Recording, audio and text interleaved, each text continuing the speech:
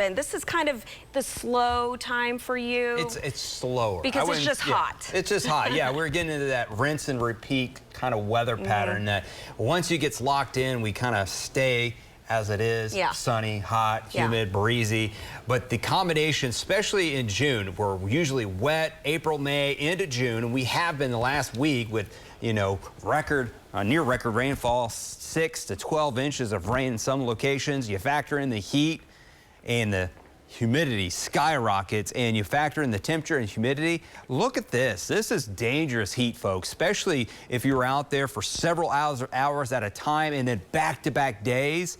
Your body just can't handle it, and especially out towards the east. Oh, that is impressive. That is thick air, and these heat indexes will decrease a little bit the next couple of days. The humidity will decrease just a tad. Okay, it's still going to be very hot and humid and dangerous, but around the 100 to 105, maybe a couple areas up towards 110. So instead of it being up here, we're down here for the next several days, and it'll vary a little bit from day to day, but overall the weather pattern just not changing. Okay, 4 days above average after a cool wet start to June. 70s for the first 3 days, and 80s. We were 83 for a high temperature on Thursday, and then somebody just flipped a switch and we went goodbye rain and hello heat for 94 and 96 here this weekend. 3.31 in the rain gauge. We're above normal for this part of the month, but with the next 9 days looking completely dry, especially here across central Oklahoma, we're going to go the opposite direction, and you'll start to see a little browning on the grassy surfaces and dry out just a little bit. A southeast wind here this evening and overnight will continue.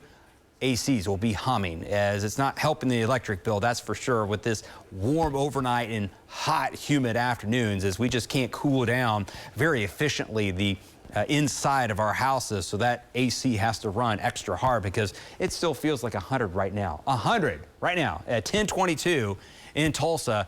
A cool 90 in Oklahoma. And look at the lower humidity. The heat index is not as bad out towards the west. A couple of showers are falling apart as that wave of showers and thunderstorms I showed you earlier is moving into Kansas, as the dangerous heat is firmly overplaced with a big, broad area of high pressure. Jet stream, pretty typical. This is the time of the year. Again, this is nothing unusual. We start to see these start to arrive, these big heat domes, jet stream off to the north as we head towards the middle of June, and then we'll flip-flop a couple times and get a little bit of rain later in the month into July. But overall, a hot and dry weather pattern for the next 7 to 10 days is we there is a chance of a cold front, maybe an isolated thunderstorm Friday into Saturday. Some models shove the cooler air here across portions of Oklahoma and off towards the east. But then there is some data that says, no, forget about it. That area of high pressure is too strong. It's going to block everything. And we stay, what we see is what we get for the next several days. Temperatures here tonight, muggy. Middle 70s at a south breeze. We'll start 74, 82, 91.